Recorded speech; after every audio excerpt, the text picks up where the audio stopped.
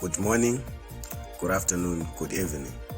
It's graduation day here at LT University, and joining us today is Mr. Leo himself, commonly known as Mr. Distinctions within the academic circles.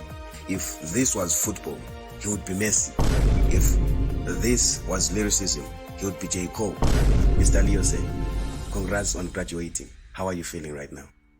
I'm so happy, man. I can't believe that I made it.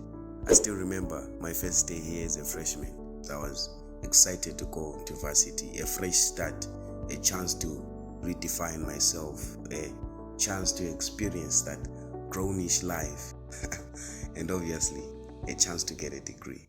When I got off the bus, I headed straight to the res. I had two roommates who had been best friends throughout high school.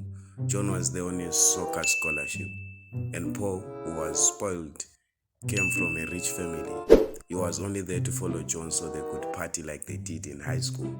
I spent the rest of that day bonding with the guys, talking about girls, movies, cars, and girls. So the following day, we started our lectures, and I met a lot of interesting lecturers. First of all, there was the grumpy lecturer.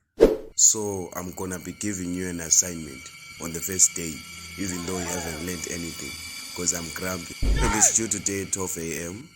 and you also write a total of 10 in-class tests.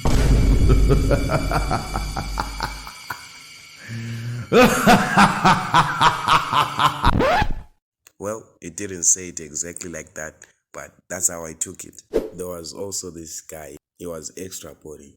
The hypothesis of the conundrum that resulted when the hydroxide and the peroxide collided caused a catastrophic and exothermic epidemiology, which constituted. Then there was my favorite.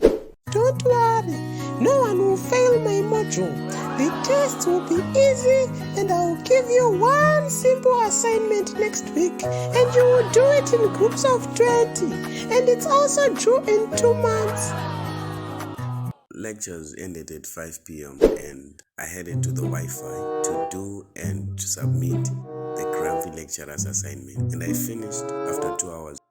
When I got back home, I found my roommates drinking, and as I made my way towards my bed, John offered me a glass of booze and I froze. I was excited and scared at the same time.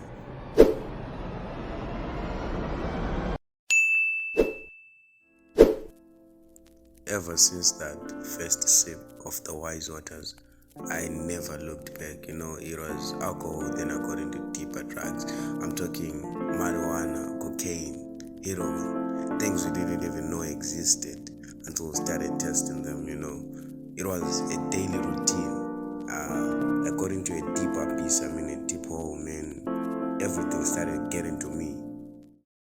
Then came exams. Formulas were flying everywhere. I couldn't even tell a thing. Where was my mind? I was a thinker before, but now, it just went to waste, and as I saw those results, I froze. I got home, it was something else. My father was angry, the situation, the mood was tense. Even the dog was angry at me, and my father is a really big eater, but that day he didn't even touch the salsa. I was disappointed in myself. A week down the line, this aunt came and visited.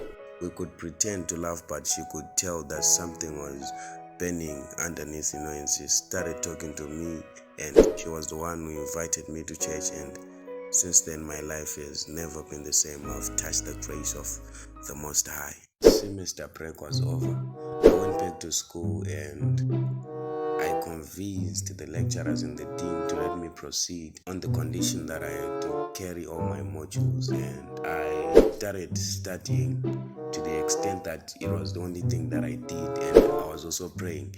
My friends started asking me how all this change had come about, and I started preaching to them the gospel of Jesus Christ, and ever since then we have been going to church, and it has been big. The Lord has been doing mighty things. Why are you giving me your life story? I only asked how you were feeling.